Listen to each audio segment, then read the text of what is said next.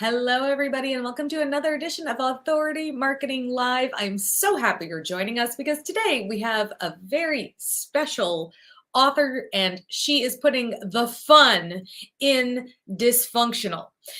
I am Melanie Hirschhorn. I am the book marketing strategist for nonfiction and children's book authors who really want to make a big impact in the world.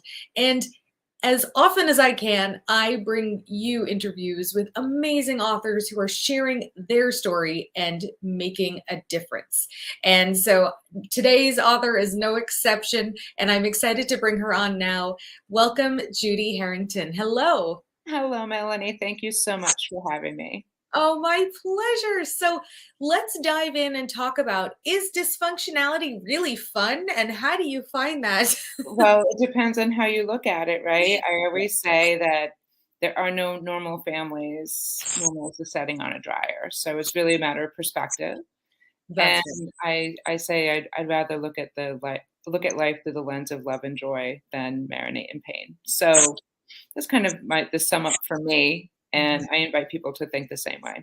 I love that. All right. So let's start by talking about your book.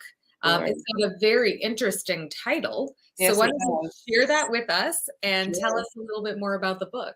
Sure. Here it is in all its illustrious glory. It's called Fuckery, The Life and Times of a Legend in Her Own Mind, which is incidentally how I've introduced myself for years. Um, so I really wanted to have it as part of the title. But it's a collection of family stories. It's really, in general, but in terms of genre, it's a memoir, humorous memoir and essays, um, cataloging my family's tendency to put the fun in dysfunctional. Mm, And there's some of the highlight stories include my daughter wanting to be Jewish, my mother dressing as the Cat in the Hat, my father impersonating God on talk radio. You can see where the theme is coming from. Oh, okay. Well, a little more context. What religion are you that is So trans? we are Irish Catholics, Oh, and okay. my older daughter decided that she wanted to start celebrating Hanukkah, and she wanted Santa to bring her a menorah. And I said, "Sure, good enough for Jesus, good enough for you." Awesome. And I so love we just that. adopted that into our own family tradition. That's wonderful. That's fantastic. Yeah. So, tell us a little bit more about what inspired you to write your book. I mean, other than all these fun stories and getting them down on Well, it's paper. interesting. I started writing the stories about my kids when they were small. So my children are now 18 and 20. And so I started writing these stories because I wanted to remember them myself. You know how it is when you're in the thick of motherhood, you know, your memory is not as great as you would like to think it could be. But I also wanted for them to have those stories when they grew up. And I started writing these stories, and you know, it was my older daughter in her fascination with Judaism, and then my younger daughter had a tribe of imaginary friends and family that would rival a Jerry Springer episode. Oh, So and speaking of, I read yes, that he has recently yeah, passed. I mean, interestingly enough, right? I Mhm. mean, sad to Yeah, hear, it's but sad to. yeah, he's contributed to, um, I guess, a level of dysfunction, you could say, but I know he's had a very storied career, so Quite. yeah, many chapters, many different So, chapters. what makes you the expert on, and your family putting the fun in dysfunction? Well, I mean, I'm kind of the default matriarch in the family, Okay. and which kind of speaks to having, you know, raised parents along with raising my own kids. So Right. you can look at that as something worthy of sitting on the therapist couch about, but I prefer to think of it as, well, this is a little unusual, and let's just try and find something to laugh about in it. You know, to me, I just rather have the positive spin on things in life. It brings you a lot less suffering. That is for sure. So, tell us how this kind of does it work with your business that you have? Does it kind It's of, do they go interestingly together? enough, because I started as a copywriter in 2019 after many years of working in corporate as, you know, a technical writer and legal writer, and I was a Mhm. paralegal for many years. So I like to say I had all the jobs except for mercenary. But I decided that I was going to go out on my own and start my own writing business. And a lot of my copywriting revolves around complicated concepts, or I love to say boring topics, real estate, finance, law, things that would normally put you to sleep. I make sure your readers don't fall asleep. Mhm. And I do the website copy, blogs, and newsletters. But this book, interestingly enough, while it has absolutely nothing to do with copywriting per se, it does illustrate how I can weave a story. And if there any more complicated topic than family, No. probably not. No, because Right. you can learn anything, but family, it's always surprising. It you can't pick your relatives, but you can learn how to cope with them. And so I wanted to bring a book in the world. I've always wanted to catalog these stories. And so I went the self-publishing route, and I worked with a book production company called Get It Done Productions. I worked with them in a writing coaching program for a year.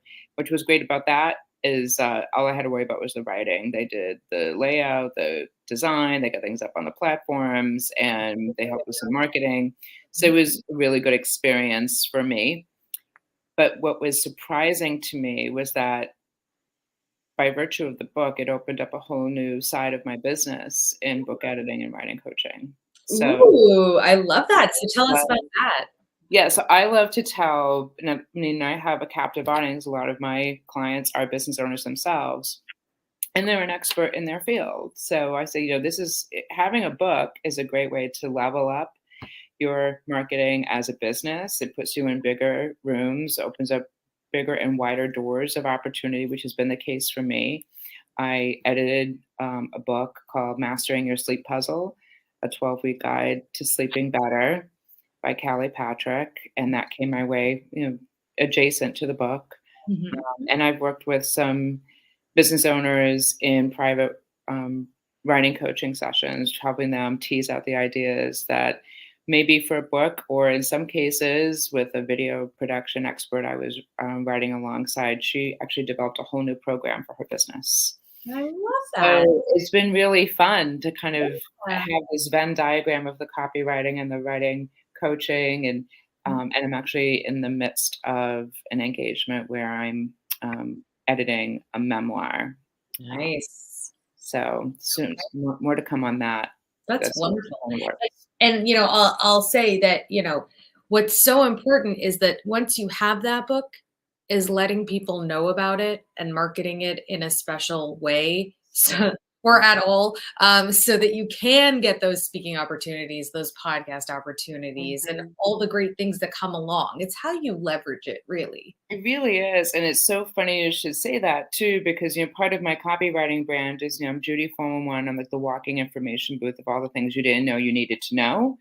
And in editing the sleep book, when I was working with Callie on that, I said, you're gonna have to market the Mhm. book, and kind of putting her in touch with people within my network Mhm. who could help her do that. And she, the marketing efforts that she took led her to be a number one Amazon bestseller in the sleep category within just a few days.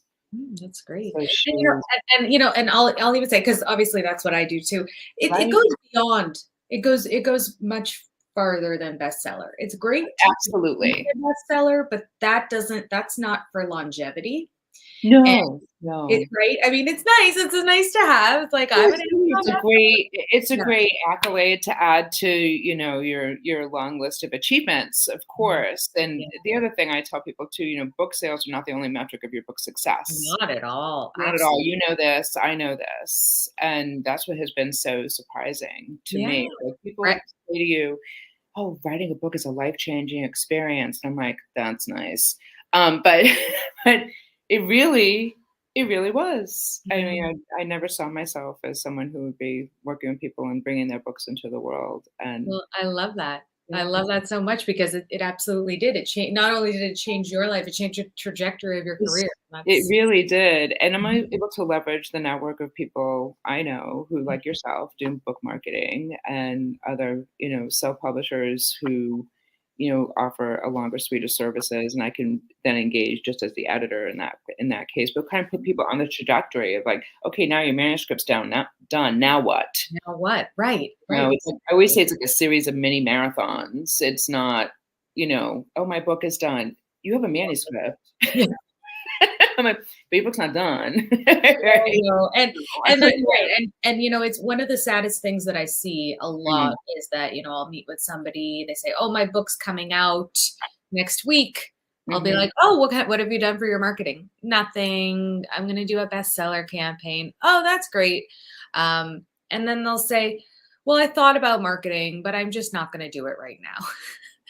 And I just wanna say, "Oh, I I'm so know, I I'm know. I so mean, there is a piece of that I understand only because getting the book done is exhausting, sorry." right? And you know this yourself, right? But Mhm. then but you and I think setting people up with the expectation earlier on that, Mhm.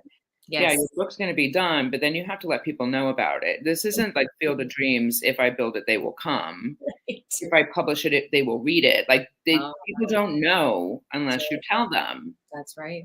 That's Yeah, right. And sure. furthermore, in terms of credibility, because that's what having that book will do. It's Yes. not gonna give you that credibility if you No. don't have a bunch of reviews. Well, that that's what I said to people too. I'm like, "And so, do you have people doing some reviews for you?" They're like, "I'm just no." And I'm Right. like, Right, "What?" exactly. And so that's why when I work with clients, it's like, we're gonna create an ambassador program for you so that you do get all these reviews so that because nobody buys a book with no reviews. Right. It's like, Exactly. are you gonna pick a plumber from somebody walking down the street just in front of your house? Probably not. No, Right. because you want references. You want Well, the other thing is too, Melanie, like you and I were both business owners. We can talk all day long about how great we are, but it's the magic of same message, different mouth that converts people. absolutely. Absolutely. That's what has to happen, and you have to, get that momentum and use that as the channel to Right. bring in And readers. just like you said, we can be a legend living in our own mind. However, if That's if true. other people don't say it too, it's like a tree falling in the forest. It really is just screaming into the tide. Exactly, Yep. exactly. Well, Judy, thank you so, so much for That coming was great to on. be here. Thank you so much for including me in the conversation. Oh, my absolute pleasure. Okay, so everybody go right here to judy411.com. You can grab her cool freebie that's there and so much more. And if you are thinking about writing a book, well, now you know who to go to. Now you do. We're the dream team. We got So that thank going you on again. here. Thank Thank you. you so